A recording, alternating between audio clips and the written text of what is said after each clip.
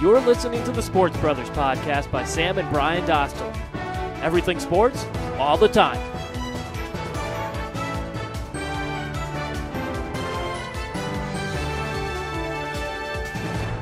Cause I knew you were trouble when you walked in. So shame on me now, flew me to places I've never been. Till you put me down, oh, I knew you were trouble when you walked in. Ladies and gentlemen, boys and girls, welcome to another edition of the Sports Brothers podcast. And today I'll be by myself, Brian Dostler, as my brother Sam is off in Springfield, Massachusetts right now, working for MassLive.com. He has a meeting, and then he has his weekly radio show on Wednesdays. He is a co-host. It's on 1410 Radio, CBS Sports, The Hall. So he is there, so it's going to be just me today, as today is Wednesday, July 16th, 2014, and it is 4:42 p.m. Our latest podcast that we've done this season, this year, this summer, if you will. Been doing a lot of dodging between baseball, work, hanging out with friends, and unfortunately my baseball career, really playing career, at least for Plainville, is coming to an end this Saturday. Not looking forward to that, but it certainly has been a very good career. Winning a state championship my junior year, something I always remember. Going to Disney World, also junior year with my teammates. Those memories I'll remember forever. And then back in 2008, winning the Junior League championship with Tim DeJean. And, really kind of the same makeup of the 2012 state championship team, where we went to Freehold, New Jersey. We went 0-2, but hey, we got $20 allowance every single day. And, it was fun living in a hotel and hanging out together and stuff and playing baseball. All right, on today's menu, we have a wide variety of topics, including the NBA free agency, the MLB All-Star Game, and a recap of the World Cup. And then tonight is the ESPYs Awards, which I'm looking forward to. It's the Grammys essentially of movies, and obviously it happens once a year. And it's gonna be a special event tonight, and I'll explain why later. Yesterday was the 85th edition of the MLB All-Star Game, and the American League won it for the second consecutive year, 5-3, defeating the National League, and it was hosted by the Minnesota Twins at Target Field. And of course, the big storyline is Derek Jeter, his last All-Star game he will ever play in. It was his 9th start, 14th All-Star appearance, and he went 2 for 2 with the run in 3 innings. When he was first introduced, he got a huge standing ovation, and then obviously he was the leadoff hitter. Just that whole moment where he got the double down the line, that's something that will be remembered forever. And then he didn't score. No, he did score that inning. Mike Trout brought him in on a triple, so it was a double triple right off the bat for the American League. And then in the 4th inning, when he got taken out, he didn't know that this was going to be happening, which makes it even more special, really, because he essentially was caught off guard, but in a good way here. When Alexei Ramirez, the Chicago White Sox shortstop, came out and kind of took him out when everyone was on the field, so that way it would ensure that Jeter would get the standing ovation that he certainly deserves.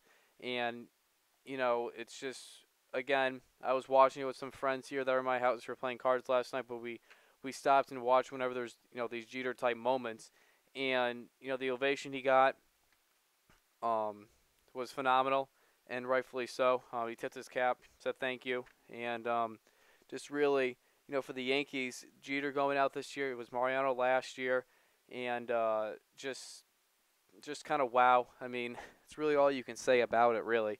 My father was actually fortunate enough to be at this game. He booked these tickets quite some time ago through work, and he scheduled his time around to make sure he was at the All-Star game, and really he had some very good seats. He about 20 rows up, third base side, and pretty much, if I could tell by the picture, he's pretty much lined up with Jeter at shortstop. So, certainly those moments he'll remember forever. And, Derek Jeter, he became the oldest player in All-Star game history to have multiple hits during the All-Star game. And with the American League winning, they clinch home field advantage for the second consecutive year. The Boston Red Sox, of course, they had it last year, and they used it in Game 6 of the World Series. And Mike Trout, he was named the most valuable player, the Ted Williams most valuable player of the All-Star game. He went 2 for 3 with 2 RBIs in this one, and you could almost see that it's almost kind of the passing of the torch from Jeter to Mike Trout as the franchise player of Major League Baseball. For so many years, Jeter has been that guy. He's been the face of the MLB, a class guy, and before the game, I never really thought about it. Before the game, I was watching all the pregame stuff on Fox Sports 1. And, they're saying who would be the face of the MLB.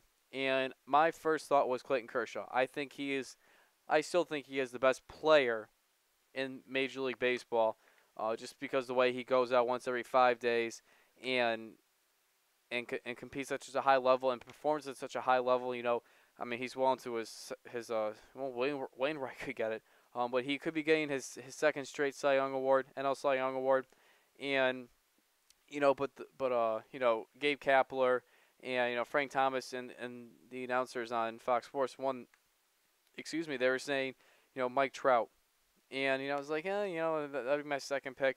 But after this game, just kind of really, hearing other people say it, I would go with Mike Trout. He's 22 years old. He's been in 3 All-Star games. He's won an All-Star game MVP already. 22 years old. He's won 3 of them already. It's absolutely astounding, and certainly quite an accomplishment for such a young man. And really, the ceiling is the limit for him for what he will be doing. And it's going to be fun to watch him as he grows. But I certainly, really kind of thinking about, I could see why you would pick Trout. The reason why I said Kershaw, myself being a pitcher first, it's kind of a bias. But you look at Trout and what he's done, what he's projected to do, barring any season or career-ending injury, this guy is going to be elite every single year he's out there. So it would make sense for Trout to be, the face of the MLB when Jeter retires. And another thing I want to touch upon in the All-Star game was there's all the controversy that Adam Wainwright, the starting pitcher for the National League, he grooved the fastball to Derek Jeter that allowed him, in quotes I'm going to put, allowed Jeter to hit the double down the line. You can take it for what you want, but if he did, I'm honestly okay with that. If Wainwright wants to do it, hey, Adam Wainwright, he is on the St. Louis Cardinals, obviously, and they want to get back to the World Series. So for the Cardinals' standpoint, winning this game is pretty important.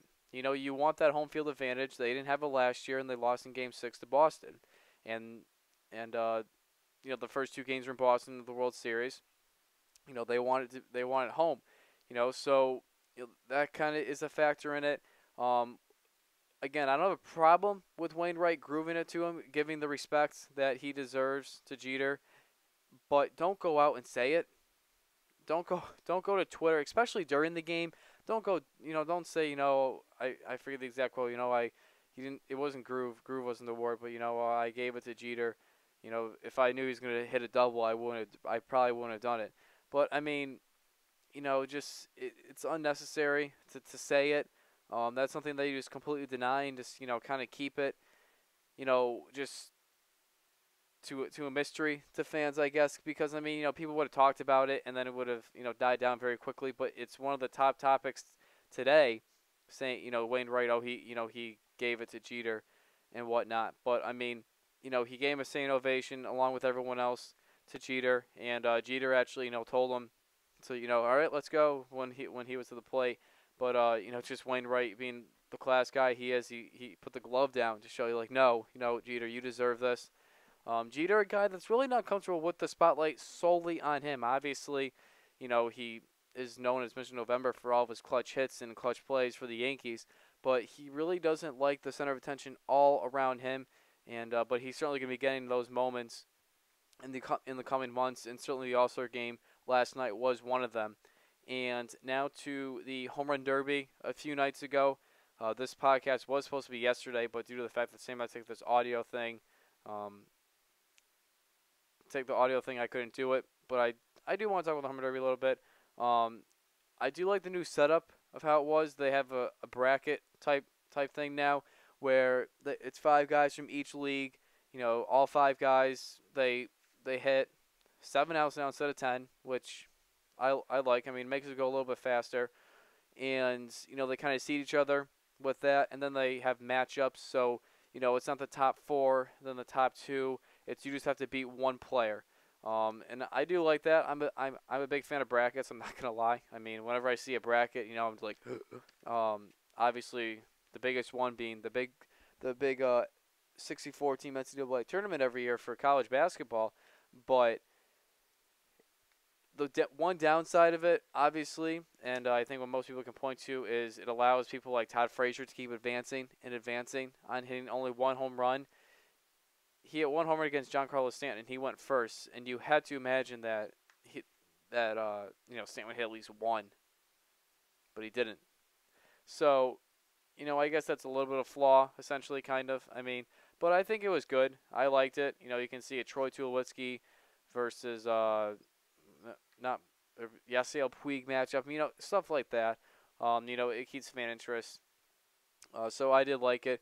But our winner, as I should mention, Yoenis Cespedes from the Oakland A's, his 2nd consecutive home run derby championship. I'm assuming he'll go for a 3rd. And you know, he had some towering home runs, but the best one of all was Giancarlo Stanton. He hit it 471, I think, something like that, and it was projected 510 if there weren't any stands. And I mean, that's just an absolute bomb. I mean, it was a triple decker at Target Field the other night. So, but congratulations to Yoenis Cespedes, and you know, maybe you'll win again next year. Now, just mention, you know, they had, I mean, obviously every year, but they had the All-Star game with Jeter and everything.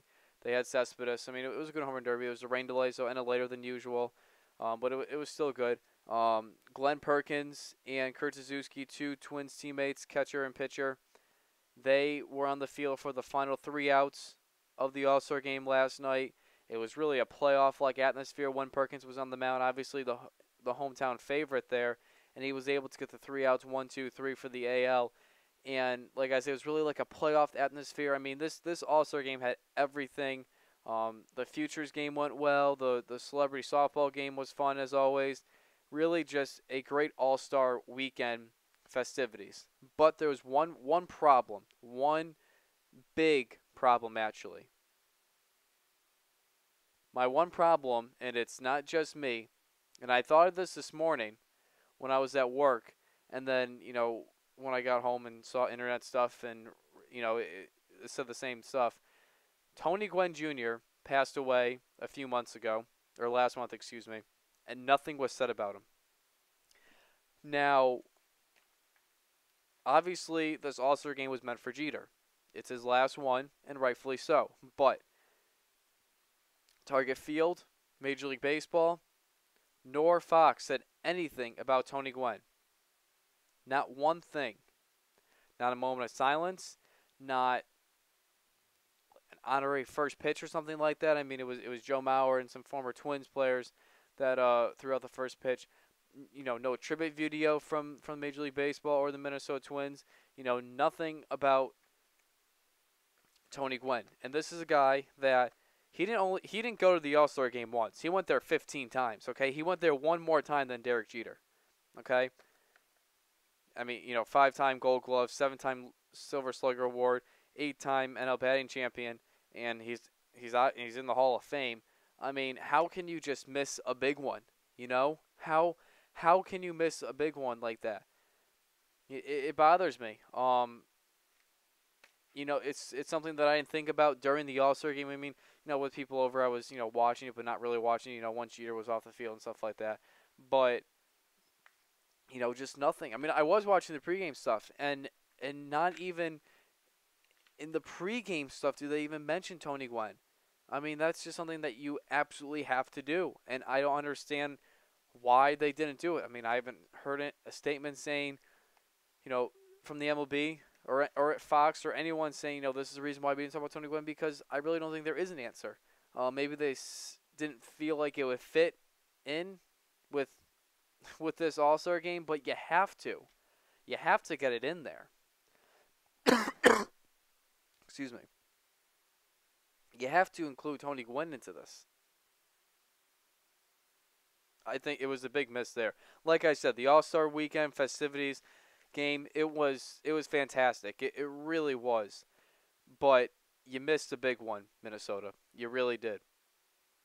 So the 2015 All-Star game, that will be in Cincinnati for home of the Cincinnati Reds. And there is some speculation that Pete Rose, the former Cincinnati player and manager and gambler, will be playing some type of a role for this All-Star game next season.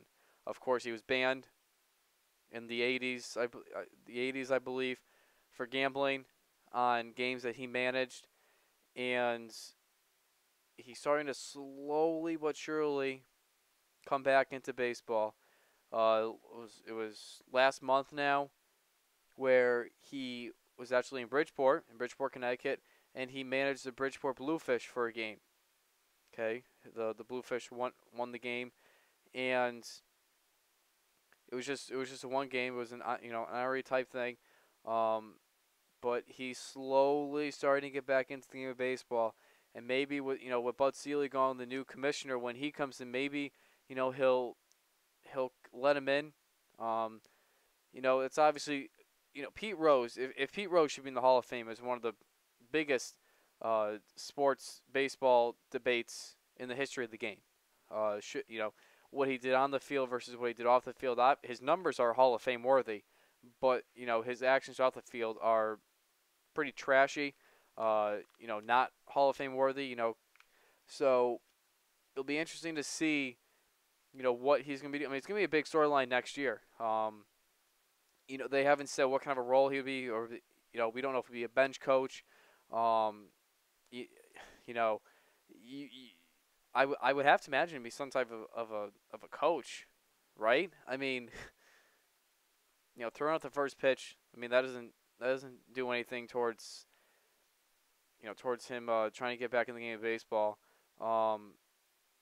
It would have to be a coach in some capacity.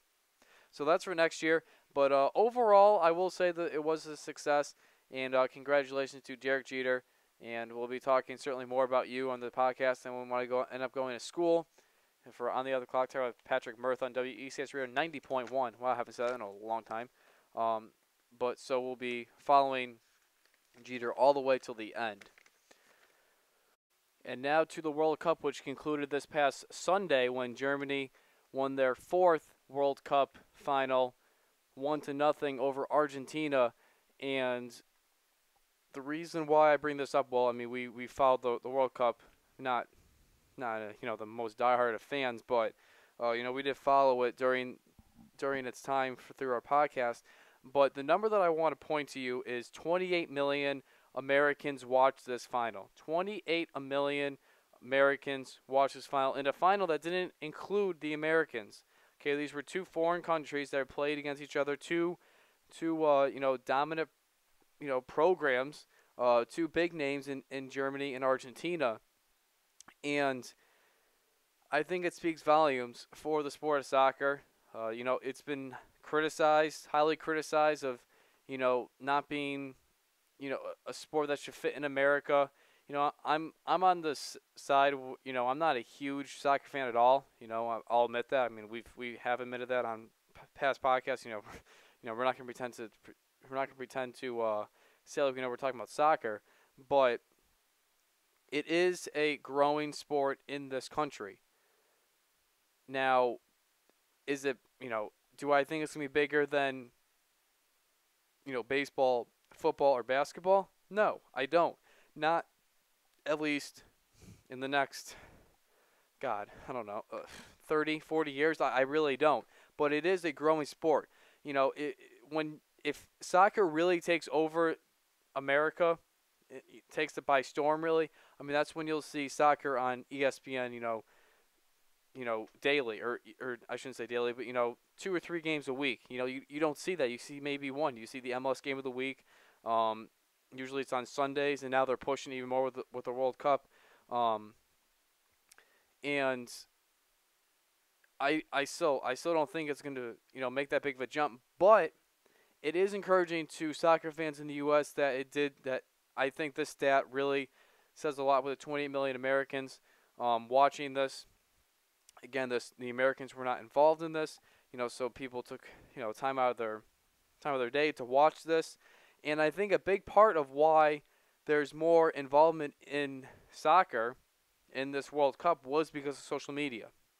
Okay, obviously when the U.S. plays, Twitter's going nuts. I mean, it's not just my timeline, and because I follow a lot of sports things, but people's timelines do, go crazy when U.S. I mean, especially when John Brooks had the header. That was, every tweet is John Brooks. So, and then Tim Howard against Belgium. It was just all U.S. soccer. Okay, and I think that's a big help of why that in America the World Cup kind of grew on people, and I think it's a very encouraging stat for soccer fans in the U.S. ESPN. I mean, smartly they're pushing for games on ESPN. They're trying to keep the audience involved because people like me, will watch soccer once every 4 years and then turn it off until the next 4 years. And then, and honestly, for me, I only really watch the U.S. games. I mean, I'm trying to think. I watched the end of the Netherlands and somebody. I mean, there's a couple of PK games that went down to penalty kicks that I watched. But, it is a growing interest, and, I think that's good for soccer fans and for, the soccer haters out there, just like I said, but when I first started talking about this, I don't think it's ever really going to surpass, baseball, basketball, football. I don't, just because, it would have to go really high. I mean, soccer is a European sport. I mean, it was created in Europe, and we're kind of just getting it on, and really starting to get good at it. As a national team. But from what I've heard from multiple sources, is that the U.S. they have some young talent down there, and I mentioned this when they lost to Belgium, that I'm saying if they don't get past the knockout stage, the knockout stage, I think it's another disappointment. 2 consecutive years that they've made it past the opening round, and they weren't supposed to make it out of this one. But when you have a coach like Jurgen Klinsmann, who has won a World Cup as a player and a coach, you're expected to do big things. And now I think, like I said, it's a growing sport. So what do you have to do? You have to keep winning. Okay? So if they win and make it to, the semifinals, the finals, whatever, I think the sport will even grow even further. It's amazing. It really is amazing what a couple of soccer games can do for the whole sport as a country.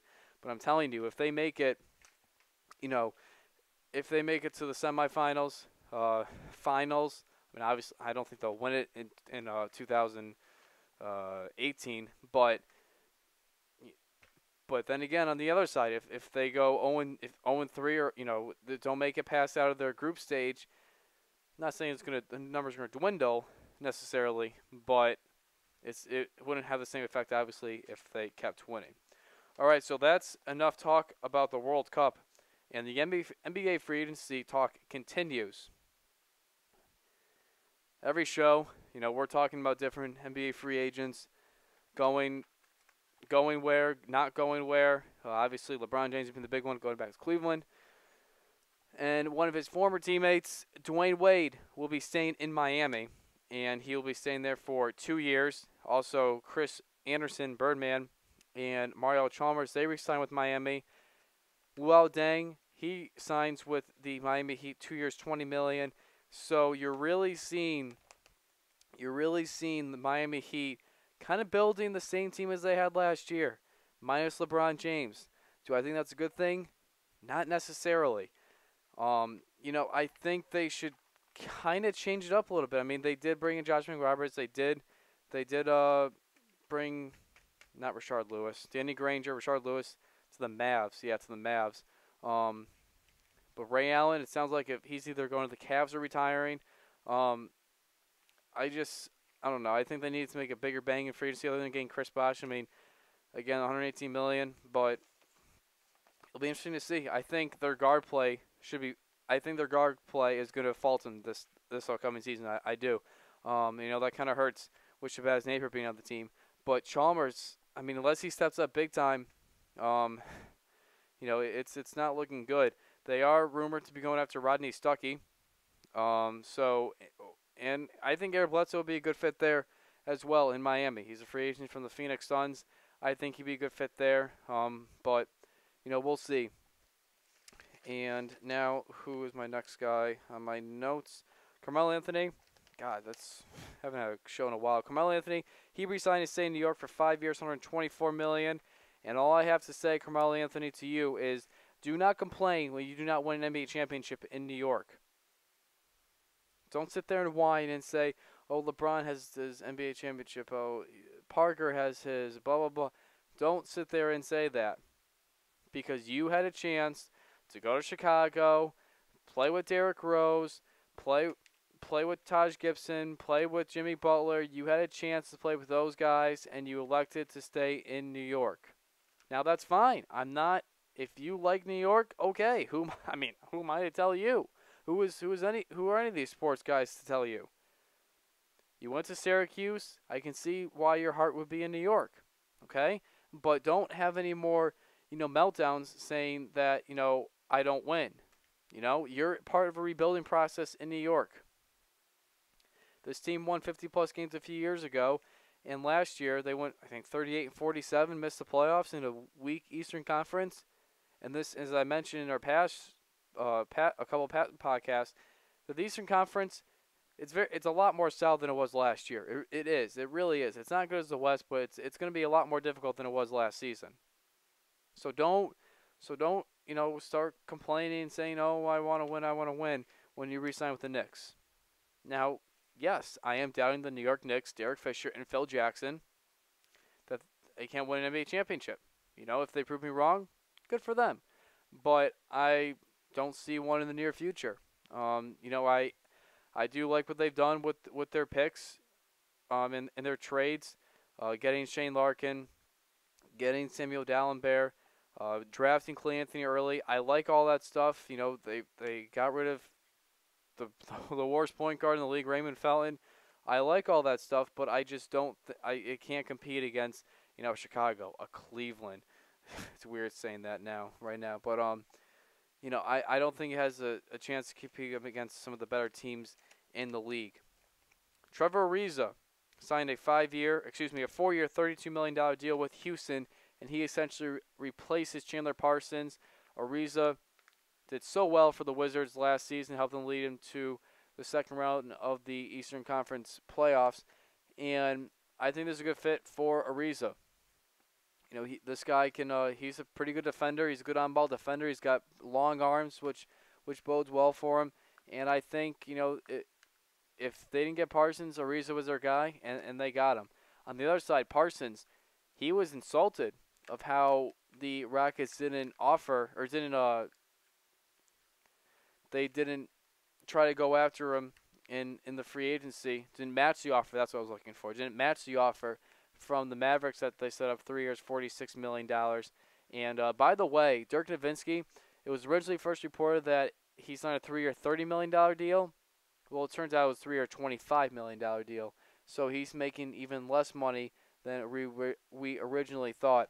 So, good for him. He wants one more NBA championship before he retires. And lastly, and this just happened earlier this morning, the Charlotte Bobcats, they signed Lance Stevenson to a 3-year, $27 million deal. Michael Jordan, he's doing a pretty good job as a GM owner for the Charlotte Bobcats. Drafted Tyler Zeller, drafted Michael Kidd-Gilchrist, who could be an all-star in a couple of years. Kemba Walker, another all-star that could be in a couple of years, if not this year. signed Al Jefferson last year, and now Lance Stevenson. It's a pretty good core. Pretty good core in Charlotte. And, for Stevenson, obviously he's the hothead. He's going to have to, be more mellow in Charlotte. But the Pacers, they offered him a 5-year, $44 million deal on July 1st. Lance Stevenson said he felt insulted, saying that he deserved more. That's just kind of Lance Stevenson for you there. Not much else. Just really his ego getting in the way there. But this is a solid Charlotte Bobcat team, and they were the 8th seed last year, which surprised people. And look for them to make a jump. Don't be surprised if they try to do something big this upcoming season. Now on the other side, the Pacers, they're also looking at Rodney Stuckey, who averaged 17 points a game last year for the Pistons. Again, Eric Bledsoe, he's still on the market. Excuse me. He's still on the market. I think he'd be a great fit for really anyone. I think Miami would be his best fit, to be honest. But I don't think they're going to sign him, which I think is a big miss. But now they have to replace Lance Stevenson, who I think is the second most explosive point guard in the NBA behind Russell Westbrook. A guy that, yes, he is as troublesome as he was sometimes in the locker room. He was very explosive. He was very effective during postseason play. He had some stretches, especially against the Heat, where he just took over the game. And certainly Charlotte hopes he has that fact. They still have George Hill, but they'll need to bring another point guard into Indiana to try to get to the NBA Finals, which they've been trying to do the last couple of years. But the best available free agents still out there, mentioned multiple times now: Eric Bledsoe, the Phoenix Suns point guard, and Greg Monroe, the Detroit Pistons center. And I think this is a must re-sign for the Pistons. Really, the Pistons, they the last couple of years, they've had the talent. They've had Greg Monroe, they've had Rodney Stuckey. Tayshaun Prince is gone, but Josh Smith, they've had Brandon Knight, and Andre Drummond. It's a solid core. Again, it's a solid 5 right there. But they just can't seem to put it together. But if you lock up Monroe long term with Andre Drummond, who should be an All-Star next season, I think that'll certainly bode well for the Pistons. And before we move on to the ESPYs, just saw in online last night that the NBA, Adam Silver, the new commissioner of the NBA, is thinking about doing a mid-season tournament. A mid-season tournament during the NBA season.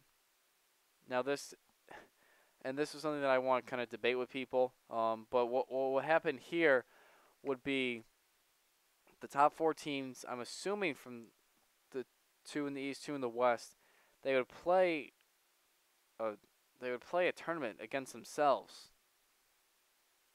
The games wouldn't count towards the regular season record. They're meaningless. They play for a title. Obviously, the 1 seed at the All-Star break, I'm assuming it'd be during the All-Star break, wouldn't necessarily be the same at the end of the season, but usually it is. Because saying, trying to get more teams involved and trying to win, but it's folks, it's not like, the Los Angeles Lakers are going to be the 1 seed during the All-Star break and then, be the 8th seed. I don't think they're even worse than last year. That's something that I'll talk about after this. But, or someone like, I don't know, the Milwaukee Bucks, they're not going to, oh yeah, we played really good at first half, we're going to play Oklahoma City in a mid-season tournament final. Like, I don't see, I guess because it excites the fans, it gets more involvement, I guess, but I don't like it. Don't do it, That's if a player gets hurt, if Kevin Durant, LeBron James, somebody goes down in one of those games, you know how furious that would make people? Okay? I mean, I don't like it. I just don't like it. I don't think there's any point to it. I see why they're doing it. Try to, fan interest and stuff like that. Trying to, get more fans involved in the game. But I mean, really, you're telling me that Kevin Durant cares about a midseason tournament? He wants to be in first place, the champion at that. No, come on. Maybe it's a good idea, but don't go for it. Now, before we move on, I forgot to write this in my notes, but I do want to talk about the Los Angeles Lakers. And if I'm Kobe Bryant, I am pretty mad at Lakers management. This has been the offseason everyone's been talking about the last 2 years. Really 4 years. I mean, because when the big three they signed, they all could opt out in the 2014 offseason. Here were the 2014 offseason. Same with Carmelo. None of those guys went to LA. Los Angeles. It's supposed to be Hollywood. Big lights. Celebrities. Beaches. Girls. Everyone's supposed to like it. Okay? People don't like it anymore. Kobe wants people to come to him, but now it seems like he has to go to them if he wants to win an NBA championship. Can you, just fathom that. Kobe has to go to elsewhere to win an NBA championship. People aren't coming to LA anymore. I mean, really, ever since Dwight Howard left, no one's coming to LA. Pau Gasol, he went to Chicago. Who did the Lakers get? They got Jeremy Lin. Jeremy Lin and a future first-round pick. That was the 2014 offseason. And the free agency for the Los Angeles Lakers, folks. The two biggest names are Julius Randle and Jeremy Lin coming into training camp next year outside Kobe Bryant. Swaggy P, Nick Young, re-signing him. Whoop-de-doo. Oh, well, Lakers, they got Nick Young. They're going to the ship. No. This is a team that should have played with 4 guys in an NBA game, in a National Basketball Association game. But just think of this. Kobe has to go elsewhere if he wants to win. Not anymore where he was drawing the guys to him. He has to go elsewhere. He brought Pau Gasol in. He brought Ron Artest in. Him and Shaq worked so well together. Him and Derek Fisher, all these guys. Now he needs, he's not going to, but he would need to go to the likes of a Chicago, of a Cleveland, of a Los Angeles Clippers, to be brutally honest. Man. I would say poor Kobe, but I don't... it's almost... But then again, Kobe, you're not helping your cause. You're signing a 2-year, $36 million deal. What do you need that much money for? You want guys to come to you. Okay? Dirk Nowitzki, pay cut. LeBron James, pay cut. I won't say Carmelo Anthony. They're saying, he took a pay cut, but he still has $124 million. That's not a pay cut. Those guys are taking pay cuts. Kobe, I understand you want to retire as a Laker, but you've been in the media saying you want to win an NBA championship, and good. Obviously you should. I'm not saying you shouldn't, but you have to sit there and, one, be mad about the Lakers not getting anyone, but two, thinking, dang, I'm looking around. Chris Kamen's not even here, and he was sleeping on the bench. He's not even here. Steve Nash, he's old. Wesley Johnson. Swaggy P, though. Swaggy P. He's going to lead an NBA championship. All right, so we're going to head to talk about the ESPY, which the ESPY Awards show is happening tonight, 9 o'clock on ESPN. But today is the 10th annual ESPY Day auction to benefit the V Foundation for Cancer Research. And this really is a great organization that ESPN does each and every year now. Obviously, for the last 10 years, it's through ESPN Radio, as it helps money to raise cancer awareness and cancer research.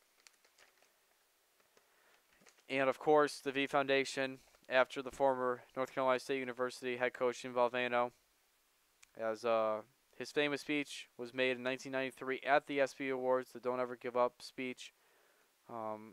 Really, Valvano is a guy that I never watched him. I mean, he died in 1994, but the year before I was even born. But Valvano, is a guy that every year, I'll watch that speech a bunch of times, and every year it seems like I pick up more and more stuff. His 30 for 30 is good. I've watched that a couple times.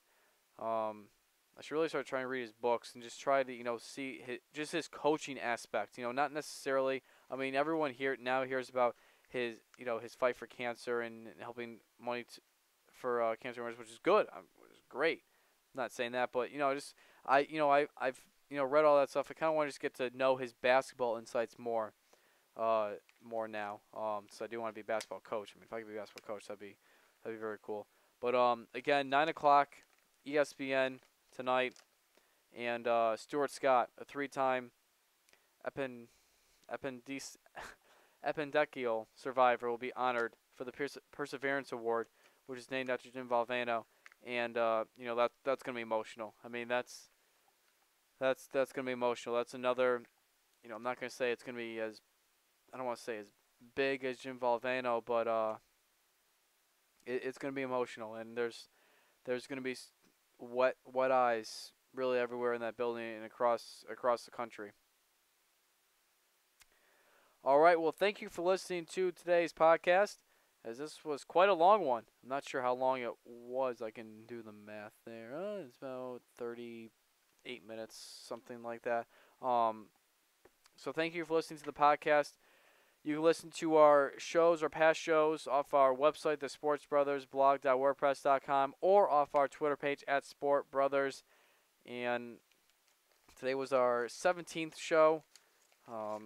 Stump the Bro is still in effect when Sam is around, and we're not doing a special edition. It's still tied 4-4. So probably we're going to try to do a show Friday. I don't have work. I have work tomorrow. We'll try to do a show Friday, and Stump the Bro should be back.